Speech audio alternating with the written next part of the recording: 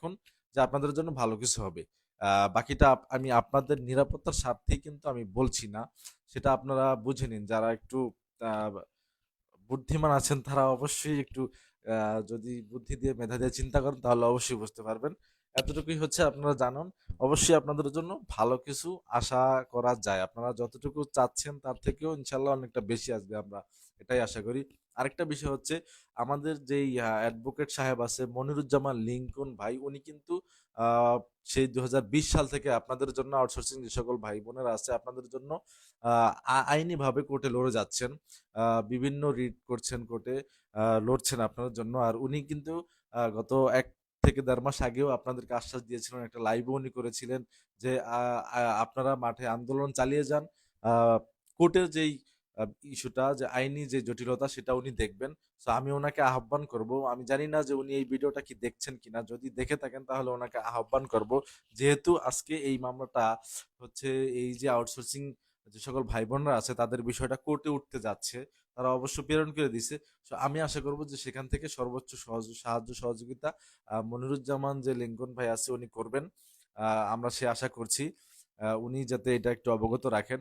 আর কেন্দ্রীয় কমিটির যে সভাপতি সাহেব আছে আনিস ভাই, আ আনিস ভাই তো অক্লান্ত পরিশ্রম করেই যাচ্ছে। তারপরেও আমি তাকে বলব যে আপনি আ মনিরুজ্জামান লিংকন ভাইয়ের সাথেও এই ব্যাপারে একটা মিটিং করতে পারেন যে কিভাবে কি করা যায় উনি যাতে কোর্টে আপনাদের বিষয়টা দেখে। আচ্ছা আমি কিছু কমেন্টস নেব। সাইয়েদ রানা ভাই কোর্টে কবে নাগাদ আমাদের এইটা উঠতে পারে? ভাইয়া এটা উঠবে আশা করি শীঘ্রই আসবে। ওখান থেকে রায় আসলেই আপনাদের যেই রায় আসে আশা করা যায় আপনাদের পক্ষে আসবে। আসলেই একটা প্রজ্ঞাপন জারি হবে। তখন আপনারা হচ্ছে সারা বাংলাদেশে কার্যকর হবে। ওকে?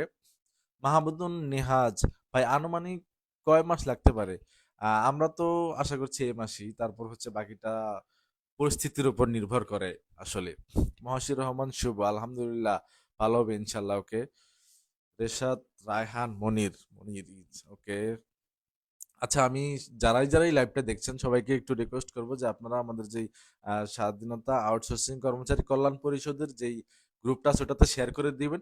ওটার কিন্তু ২ টা গ্রুপ। একটা হচ্ছে আপনার ২৯,০০০ মেম্বার, আরেকটা হচ্ছে ৭,০০০ মেম্বার। ৭,০০০ যেই মেম্বার ওইটাতে কিন্তু ঠিকাদাররা বিভিন্ন দালালরা ঢুকে গেছেন, ওনাদের নিয়ে নিছেন, বিভিন্ন উল্টাপাল্টা পোস্ট করছেন। ওটাতে আপনারা দিবেন না। এটা কিন্তু আপনারা জেনে রাখুন।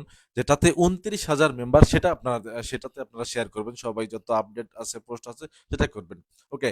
কাজী সোহেল ভাই, বড় ভাই কৃষি ব্যাংক আউটসোর্সিং কর্মী দাসপাড়া থেকে দাসপ্রদাহ হোক রাজস্ব আচ্ছা যাই হোক চলে গেছে। সামিউল হোসেন খান ভাই আমাদের কি হবে? সবার হবে। সামিউল মিয়া ভাই আমরা গাইবান্ধা থেকে দেখছি। মারুফ ভাই গ্যাজেটের বিষয়ে কিছু বলুন। ভাই গ্যাজেটটা যখন পাস হবে তখন ইনশাআল্লাহ ডিটেইলস আমি সব বলে দিব। আমি আপনারা খুবই ধৈর্যহারা হয়ে যাচ্ছেন এবং অনেকেই উল্টাপাল্টা ভাবছেন, কমেন্টস করছেন, আমাকে রাত-দিন ফোন দিচ্ছেন। আমি জাস্ট আপনাদেরকে এটা নিশ্চিত করার জন্য যাতে আপনাদের টেনশন কমে এজন্য আপনাদেরকে জাস্ট এটুক বললাম। এটুকু না আসলে বলা ঠিক হয়েছে কিনা আমি জানি না। কারণ আপনাদের নিরাপত্তার স্বার্থে কিন্তু আমরা কিছু বলছি না। আপডেট গুলা দিচ্ছি না। যেটা হচ্ছে গোপনীয় একদম গেজেট পাস হওয়া পর্যন্ত আমাদের অপেক্ষা করার কথা ছিল কিন্তু তারপরেও আমরা হচ্ছে আপনাদের অধৈর্যের কারণে জানাতে বাধ্য হলাম। আচ্ছা সামিউল খান, এই সরকার আউটসোর্সিং লোক নিবেন শুনলাম। শুধু মৎস্য না সব মন্ত্রণালয়ে একই অবস্থা। ইউবা রাজস্ব এর লোক নিয়ে চলবে। আচ্ছা এটা যদি হয় রাজস্ব খাতে যদি লোক নিয়ে চলে তাহলে তো এটা আপনাদের জন্য অবশ্যই ভালো একটা দিক। ভালো একটা পজিটিভ একটা আ বিষয় যেটা নিয়ে উনি ভেবেছেন। কেননা আউটসোর্সিং এইভাবে লোক যদি নিতে থাকে তাহলে তো এটা চলতেই থাকবে চলমান যে এটা চলছে চলতে থাকুক। রাজস্ব খাতে শূন্য পদে লোক নেওয়ার দরকার নেই। এটা যদি বন্ধ করে দেয়, শূন্য পদে যদি জনবল নিয়োগ দেয় তাহলে সেটাই আপনাদের জন্য শ্রেয় ভালো হবে। এটা একটা ভালো সাইন। আর এটা নিয়ে একটা পূর্ণাঙ্গ ভিডিও আমি অবশ্যই বানাবো। আপনারা দেখতে পারবেন ইনশাআল্লাহ। আবুল কাশেম, ওকে আসসালামু আলাইকুম সিলেট মৌলভীবাজার থেকে দেখতেছি। ভাই আউটসোর্সিং আছি। ওকে ধন্যবাদ ভাইয়া। আর রাকিব সবাই দেখছেন। তো যাই হোক আপনারা কেউ হতাশ হওয়ার কোনো কারণ নেই, ধৈর্য হওয়ার কোনো কারণ নেই। বিষয়টা কোর্টে উঠতে যাচ্ছে। সো কোর্টের খেলাটা দেখুন কি হয়। এটা কোর্টের ব্যাপার। ওখান থেকে যেই রায় আসে আশা করি সবাই পজিটিভলি আছে। আপনাদের পক্ষে রায় আসবে। সে পর্যন্ত সবাই আপনাদেরকে ধৈর্য ধরতেই হবে। আচ্ছা এমএস মেহেদী হাসান ভাই আউটসোর্সিং এ থাকবেন এটা কি সত্যি ভাই একটু বলুন। আপনারা তো এটার জন্যই আন্দোলন করছেন এবং আমরা তো সবাই চাই আউটসোর্সিং উঠে যাক। কেননা এই দাসত্ব প্রথা আমরা আর চাই না। একটা প্রজন্ম কিন্তু দাসত্ব প্রথায় পরিণত হয়েছে। এভাবে চলতে থাকলে আগামী প্রজন্ম যত প্রজন্মই আসে এই দাসত্ব প্রথাভাবেই চলতে থাকবে। আপনারা দেশে আর কোনো ফাঁকা শূন্য পদে জনবল নিয়োগ হবে না। আমরা তো এটাই চাই। যদি উঠে যায় এটাই তো আমরা চাই। আমরা তো এটাই চেয়েছি যে দাসত্ব প্রথা, এই আউটসোর্সিং প্রথা উঠে যাক। শূন্য ফাঁকা পদে যাতে নিয়োগ দেওয়া হয় সারা বাংলাদেশে। ৩য় এবং ৪র্থ শ্রেণীতে যারা কাজ করছেন তাদের জন্য। ওকে।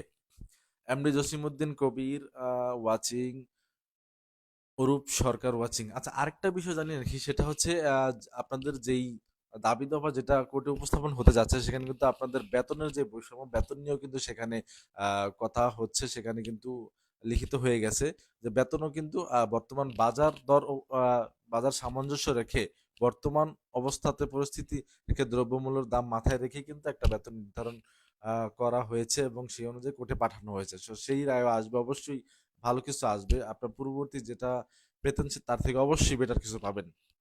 এটা আশা করা যায়। আচ্ছা বাবুকে আর ইউ কি আর কয়দিন লাগবে ভাই? আচ্ছা, এটা কোর্টের বিষয়। কোর্টের বিষয় হচ্ছে আপনার কয়দিন লাগে সেটা আসলে বলা যাচ্ছে না। তবে আমরা যতদূর জানি যে খুব দ্রুতই হয়ে যাবে। ভূমি রেকর্ড ও জরিপ অধিদপ্তর, ইডিএল এসএস প্রকল্প, চট্টগ্রাম থেকে। ওকে। সায়দানা ভাই, সরকার আর আদালত যদি চায় তবে কি আমাদের ভালো কিছু হবে? ইনশাল্লাহ অবশ্যই আপনাদের ভালো কিছু হবে এবং হতে যাচ্ছে। আমরা সেটা কিছু আঁচ করতে পেরেছি। খুব শীঘ্রই আপনাদের জন্য ভালো কিছু অপেক্ষা করছে। আচ্ছা যাই হোক, লাইভটা খুবই দীর্ঘ হয়ে যাচ্ছে। আপনাদেরকে এই আপডেটটা দেওয়ার দরকার ছিল। আমার মনে হয়েছে যে এটা আপনাদের অবশ্যই জানা দরকার। কেননা আপনারা সারা বাংলাদেশ থেকে বিভিন্ন অনেক ভাই বোনরা আছেন, সারাদিন আমাকে ফোন দিয়ে যাচ্ছেন, আপডেট জানতে চাচ্ছেন। এবং গত পরশুদিন আমার একটা লাইভ করার কথা ছিল, সেই লাইভটা করা হয়নি, যার কারণে আপনারা আরো অধৈর্য হয়ে যাচ্ছেন। তো আপনাদের টেনশনটা একটু কমানোর জন্যই জাস্ট আমি আজকে আপনাদেরকে এই কথাগুলো বলবো, আপডেটটা দিলাম। না হলে আসলে দিতাম না। তো সবাই খুব ফ্রেশ মাইন্ডে সবাই ধৈর্য ধরুন, ইনশাল্লাহ ভালো কিছু আসবে। আর আরেকটা বিষয় হচ্ছে যে আপনাদের কোন কোন প্রতিষ্ঠানে সারা বাংলাদেশে, আচ্ছা আদনান ভাই সালাম নেবেন। ওয়ালাইকুম সালাম ভাই। আদনান ভাই, গত আমি মেসেজ দিয়েছিলাম ভাই অসুস্থ, সুস্থ হয়েছেন কি? আপনার শরীর কেমন আছে আমাকে অবশ্যই জানাবেন। ওকে। ইয়াসিন আরাফাত ভাই, ভাই ওই দিন আপনি লাইভে আসার কথা ছিল, 12টা পর্যন্ত অপেক্ষা করছিলাম ভাই, এই জন্য আমি অবশ্যই দুঃখিত। আমার একটু ইন্টারনেট প্রবলেম ছিল ওই দিন বাসায়, যার কারণে আমি আসতে পারিনি, সেটা আমি বলেছি।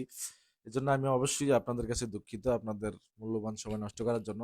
কাউসার Ahmed, Bangladesh gas fields company limited দৈনিক শ্রমিক হিসেবে আছি প্রায় ১৬ বছর ধরে। আমাদের কি উপায়? উপায় উপায় এবার হবে ভাইয়া, ইনশাল্লাহ এবার হবে, আশা করা যায়। ভাই বেতন পাই না ১৭ মাস। আচ্ছা, সবই জানি।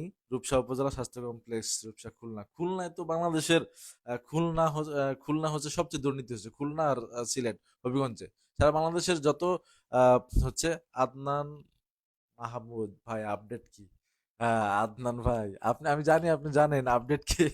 তারপরেও আচ্ছা যাই হোক, আপডেট, আচ্ছা আমার আপডেট নিউজ কিন্তু আপনি অবশ্যই জানেন। তারপর হচ্ছে এটা আপনাকে নতুন করে বলে দিতে হবে না আমার লাইফে।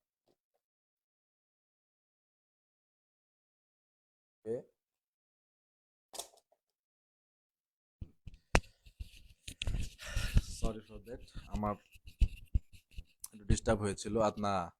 আদনান মাহমুদ, মাত্র জয়েন করেছি। আচ্ছা মাত্র জয়েন করে যাই হোক, আপনার সাথে আমার পার্সোনাল কথা হয়, আপনি আমাকে ফোন দিলেও পারেন, আপনি পেয়ে যাবেন আদনান ভাই। আলহামদুলিল্লাহ ভাই। ওকে। কাউসার আহমেদ হবিগঞ্জ থেকে, রেজাউল ইসলাম রেজা, ভাই আমরা 240 জন বাংলাদেশের উপজেলা বিভাগ স্বাস্থ্য অধিদপ্তর আছে। আচ্ছা, যেটা বলতেছিলাম যে বাংলাদেশের আউটসোর্সিং প্রকল্পে যারা আছেন প্রতিষ্ঠানে, এর ভিতরে সবচেয়ে বেশি দুর্নীতি সেটা হচ্ছে এই খুলনায়। খুলনা মেডিকেল হসপিটালে যারা আছেন, যেমন আদনান ভাই আছে যিনি, তিনি তো প্রতিষ্ঠানে যেতে পারছেন না। তিনি ঠিকাদারের ভয়ে প্রতিষ্ঠানে যেতে পারছেন না। তারপর হচ্ছে সিলেট আছে, সুনামগঞ্জ আছে, হবিগঞ্জ আছে। এই সমস্ত জেলাগুলোতে যেই পরিমাণ দুর্নীতি হচ্ছে ভাই, মনে হচ্ছে যে দুর্নীতির একটা ডাস্টবিন। এগুলো আসলে, এগুলো নিয়ে আমি অনেক ভিডিও বানিয়েছি। আর কি বলবো, এদের বলে না যে যার হয় না তার কোনো কিছুতে হয় না। আচ্ছা, সবুজ চৌধুরী, প্রকল্প মেয়াদ শেষের পথে, এটা কি আমাদের জন্য কার্যকর করা হবে? ইনশাআল্লাহ ভাই হবে, প্রজ্ঞাপনটা জাস্ট জারি হতে দেন। আর নোয়াখালী উপজেলা স্বাস্থ্য কমপ্লেক্স এমএসি, ধন্যবাদ ভাই আপনাকে এবং শুভকামনা রইল সকলের জন্য। আচ্ছা শিশির ভাই, শিশির ভাইকে তো আমি ফোন দিয়ে পাচ্ছি না। আপনাকে ফোন দিলে আপনার খুব ব্যস্ত মানুষ, ফোন দিলে পাওয়া যায় না আপনাদেরকে। যাই হোক, আমরা খুবই ক্ষুদ্র মানুষ। আপনাদেরকে আমরা চাই, আশা করি আপনাদের থেকে কিছু আপডেট আমরা চাই, কিন্তু পাচ্ছি না। এটা হচ্ছে আমাদের একটা হতাশা। আচ্ছা, আমার কলে একজন আসতে যাচ্ছে, আমি নিচ্ছি, দেখি। আচ্ছা, কলটা হয়তো কেটে গেছে, আমি নিতে পারছি না। ইয়াসিন আরাফাত ভাই, আমরা ডিসেম্বরের ভিতরে কি আশা করতে পারি? আশা তো করা যায় এই মাসেই। সো এটা হচ্ছে আদালতের ব্যাপার, তো হয়তো বা লেট হতে পারে কিংবা তাড়াতাড়ি হতে পারে, এটা এখনো বলা যাচ্ছে না। তবে আমরা আশাবাদী যে ডিসেম্বর কেন, আমরা এই মাসের ভিতরে কিছু পাওয়ার আশা করি আসলে, যতদূর আমি জানি। আচ্ছা, যেটা বলেছিলাম যে সারা বাংলাদেশে কিন্তু এখনো অনেক প্রতিষ্ঠানে ভাই বোনেরা আছে, আউটসোর্সিং যারা আছে চাকরিচ্যুত হচ্ছেন। তো এই বিষয় নিয়ে আমি কালকে ইনশাল্লাহ একটা ভিডিও দিতে চাই। সেখানে আপনারা প্লিজ চাকরিচ্যুত যারা যারা হচ্ছেন এবং যাদের মেয়াদ শেষ হয়ে যাচ্ছে, এখনো কিন্তু ঠিকাদারের টেন্ডার চলছে, আপনারা আমাকে একটা লিস্ট বানিয়ে যদি দেন কিংবা কমেন্টস করেন যে কোন প্রতিষ্ঠান থেকে বাংলাদেশের কোন ভাই চাকরিচ্যুত হচ্ছেন, এটা যদি আমাকে কমেন্টস করেন, ইনশাল্লাহ আমি একটা লিস্ট করে আনিস ভাইকে দিতে পারি। কারণ আনিস ভাই কিন্তু এটা কালেক্ট করেছে সারা বাংলাদেশের কোন কোন প্রতিষ্ঠানে কতজন চাকরিহারা হয়েছে, কতজন মৃত্যুবরণ করেছেন। আচ্ছা, আরেকটা বিষয় যে মৃত্যুবরণ করেছেন আমাদের যে গ্যাস সিলিন্ডারে এক ভাই ছিল, তিনি মৃত্যুবরণ করেছেন, তার আত্মার মাগফিরাতের কামনা করি আমরা সবাই। গভীর শোকাহত আসলে, এই যে লাশের উপর দিয়ে যেটা যাচ্ছে, এটা কিন্তু আমাদের কাম্য না। আমরা খুবই হতাশ আসলে এটা নিয়ে। ডিপিডিসি তে আউটসোর্সিং এ আছি, আল্লাহর উপর ভরসা করে ইনশাল্লাহ ভাই হবে। আপনার নাম্বার দেন। আমার নাম্বার কিন্তু অনেক জায়গায় দেওয়া আছে ভাই, অনেকে আমাকে ফোন দেয়। আচ্ছা, তারপর আমি বলছি 01686910761, আমাকে হোয়াটসঅ্যাপ করতে পারেন, ফোন দিলেও অবশ্যই আমি যখন ফ্রি থাকি অবশ্যই ধরবো। এমডি মহারাজ আহমেদ। হুম, মহারাজ আহমেদ, হ্যালো। হ্যালো। আচ্ছা, যাই হোক, আমি শেষ করছি। রাত্র প্রায় 11:30 বেজে গেছে, লাইভটা অনেক বড় হয়ে গেছে। আপনারা এতক্ষণ ধৈর্য ধরে আমার লাইভটা দেখেছেন, এর জন্য সবাইকে অসংখ্য ধন্যবাদ। আচ্ছা, কাজী সোহেল ভাই, বড় ভাই, আমাদের বেতন বৈষম্য কি দূর হবে? হ্যাঁ, বেতন এটাই তো একটা মেজর পয়েন্ট, সবচেয়ে মেজর পয়েন্ট হচ্ছে বেতন বৈষম্য। কেন, বর্তমান যে বাজার দর অনুযায়ী একজন আহ, প্রথম সারির একজন কর্মকর্তা কিন্তু হিমশিম খাচ্ছে। সেখানে আপনার তো একদম সর্বনিম্ন গেজেটে যারা হচ্ছে তৃতীয় চতুর্থ শ্রেণীতে আউটসোর্সিং, তার থেকেও মানে এটা একটা খুবই একটা ন্যূনতম একটা সেটা নিয়ে তো অবশ্যই ফার্স্ট অফ অলই তো আপনাদের বেতন বৈষম্য নিয়ে কথা হবে। কেননা এই বেতনে বর্তমান যে বাজার দর অনুযায়ী চলা যাচ্ছে না, এটা নিয়ে আসলে কথা, এটা হবে ইনশাল্লাহ। তো সঞ্চিতা বাড়াই স্বস্তি, ওরে আমি তো, তুই আমার ভিডিও কিভাবে দেখোস? যাই হোক, তুই তো মোটা হয়ে গেছিস আগের থেকে বন্ধু। যা, কাঙ্গানা বিশ্বাস ওয়াচিং, কাঙ্গানা কি লিখছি পড়ছি। আচ্ছা, যাই হোক, তো আপনারা এতক্ষণ ধৈর্য ধরে আছেন, এই জন্য অবশ্যই আপনাদেরকে ধন্যবাদ। আচ্ছা, এস এম শিশির, দেখা হবে সংগ্রামে, সংকটে বিজয়ের মিছিলে নীরব হয়েছি সরকারের উপর আশ্বাস বিশ্বাস রেখে, কিন্তু আবারও জ্বলে উঠবো কর্মচারী সঙ্গে। মশাল হয়ে জ্বলে উঠেন ভাই, আমি আপনাদেরকে বলি যে মশাল হয়ে আপনারা জ্বলে উঠুন, এভাবে হয় না। গত 19 তারিখে আপনারা যখন আন্দোলন করেন, আমি ভেবেছিলাম যে আপনাদের আন্দোলনটা আরো দীর্ঘ হবে, কিন্তু আপনারা একদিনে যে উঠে গেলেন, এটা আসলে কাম্য না, আমি নিতে চাই না। আমি ভাবছিলাম যে ওখান থেকে আপনার রাজপথ থেকেই সমাধান নিয়ে তারপর যাবেন, বিষয়টা কিন্তু এরকমই ছিল। তারপর ওই যে বললাম আপনাদেরকে আশ্বাস দিয়ে মূলা ঝুলিয়ে দিয়েছে, আপনারা চলে গিয়েছেন। আচ্ছা, যাক, ফান করলাম। এমডি কি এম এইচ মেহেদি হাসান, আজ অর্থ মন্ত্রণালয় আউটসোর্সিং এ মিটিং হয়েছিল, আমি মিটিং এর বাইরে উপস্থিত ছিলাম। জানতে পারলাম কিছু স্যার আমাদের পক্ষে ওকে কথা বলেছেন, বাকি অনেকেই বিপক্ষে। বলে সবাই জেনে শুনে এই চাকরিতে এসেছে, সবাই দাবিটা নাকি ঠিক না, তবে আউটসোর্সিং থাকবে না, এটা শুনেছি, কতটা সত্য বলবেন? ভাই, আপনি তো অর্থ মন্ত্রণালয়ে আউটসোর্সিং ছিলেন, সেখানে মিটিং হয়েছে, আপনিও নাকি উপস্থিত ছিলেন, তাহলে তো আপনি অবশ্যই জানার কথা, আমাদের থেকে বেশি জানার কথা। হ্যাঁ, আউটসোর্সিং যেই প্রথাটা থাকবে না, এরকম একটা কথা চলছে। আর আমরা তো এটাই চাই যে এই প্রথা না থাকুক। কেননা এই প্রথা না থাকলেই আপনারা রাজস্ব খাতে যেতে পারবেন, রাজস্ব খাতে আপনাদের হচ্ছে শূন্য ফাঁকা পদে নিয়োগ হবে, এটাই ভালো। আচ্ছা ভাই, আমিও গ্যাস ফিল্ডে আছি হবিগঞ্জ, এই যে ভাই, হবিগঞ্জের কথা কিন্তু একটু আগে বলেছি ভাইয়া। যাই হোক, তো আজকে এখানে বিদায় নিচ্ছি। আপনারা সবাই ভালো থাকবেন। নিত্য নতুন আপডেটগুলো পেতে অবশ্যই আমার পেজে ফলো দিবেন এবং এই ভিডিওটা সর্বত্র শেয়ার করে দেন। আর যারা যারাই আমাকে ফোন দিচ্ছেন, যারা যারা, আমি অনেকের ফোন ধরতে পারছি না, অনেকের সাথে কথা বলতে পারছি না, সেজন্য অবশ্যই দুঃখিত। আর আপডেটগুলো অবশ্যই পাবেন। ও হ্যাঁ, আরেকটা কথা যেটা বলছিলাম যে যারা চাকরিচ্যুত হচ্ছেন সারা বাংলাদেশের প্রত্যেকটা প্রতিষ্ঠান থেকে আপনারা প্লিজ আমাকে কমেন্ট বক্সে জানাবেন।